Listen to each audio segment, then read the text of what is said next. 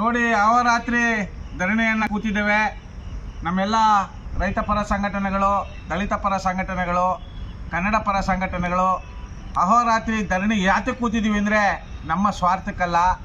ದಯಮಾಡಿ ಅರ್ಥ ಮಾಡ್ಕೊಳ್ಳಿ. ನೆಲ ಜಲ ಭಾಷೆಗಾಗಿ, ನಾಡಿನ ಉಳಿವಿಗಾಗಿ ದಕ್ಷ ಪ್ರಾಮಾಣಿಕ ಅಧಿಕಾರಿಗಳ ಪರ,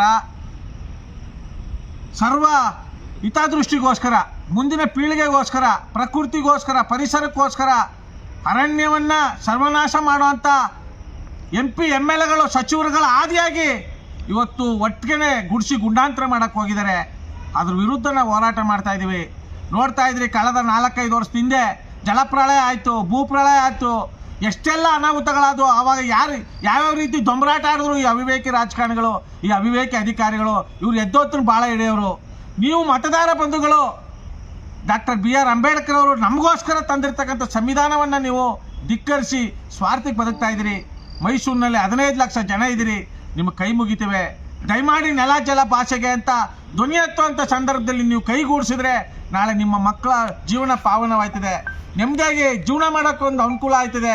ಇವತ್ತು ನೋಡ್ತಾ ಇದ್ರಿ ಎಷ್ಟೆಲ್ಲ ಅನ್ಯಾಯಗಳು, ಅಕ್ರಮಗಳು, ದೌರ್ಜನ್ಯಗಳು, ಅತ್ಯಾಚಾರಗಳು ಎಲ್ಲ ತೊಡೆ ತಟ್ಕೊಂಡು ಮೀಸೆ ತಿರುಗಿಸ್ಕೊಂಡು ಅಧಿಕಾರವನ್ನು ದುರುಪಯೋಗ ಪಡಿಸ್ಕೊತಾ ಇದ್ರೆ ಹೊರತು ಕಟ್ಟ ಕಡೆಯ ವ್ಯಕ್ತಿಗೆ ಯಾರಿಗೂ ಸಹ ನ್ಯಾಯ ಸಿಗ್ತಾ ಇಲ್ಲ. ನೋಡಿ, ಬೇಕಾದ್ರೆ ನೀವು ಸಿದ್ದರಾಮಯ್ಯನವರ ಅಭಿಮಾನಿಗಳಾಗಿರ್ಬೋದು, ಯಡಿಯೂರಪ್ಪನವರ ಅಭಿಮಾನಿಗಳಾಗಿರ್ಬೋದು, ಕುಮಾರಸ್ವಾಮಿ ಅವರ ಅಭಿಮಾನಿಗಳಾಗಿರ್ಬೋದು, ಬಕೆಟ್ ಇದ್ದವ್ರಿಗೆ ಅನುಕೂಲ ಬಿಟ್ಟರೆ ಕಟ್ಟ ಕಡೆಯ ವ್ಯಕ್ತಿಗೆ ಅಂಬೇಡ್ಕರ್ ಅವರ ಸಂವಿಧಾನನೇ ದಕ್ಕಬೇಕಾಗಿರೋದು. ಆದ್ದರಿಂದ ದಯಮಾಡಿ ಮೈಸೂರಿನ ಜನತೆಗೆ ನಮ್ಮ ಮೈಸೂರು ದೇವತಾ ಕನ್ನಡಿಗರ ಬಳಗದಿಂದ, ಕನ್ನಡಾಂಬೆ ರಕ್ಷಣಾ ವೇದಿಕೆಯಿಂದ, ನಮ್ಮ ರೈತ ಪರ ಸಂಘಟನೆಗಳಿಂದ, ದಲಿತ ಪರ ಸಂಘಟನೆಗಳಿಂದ ನಿಮಗೆ ಹೃದಯಪೂರ್ವಕ ನಮನಗಳನ್ನ ಸಲ್ಲಿಸ್ತೇವೆ.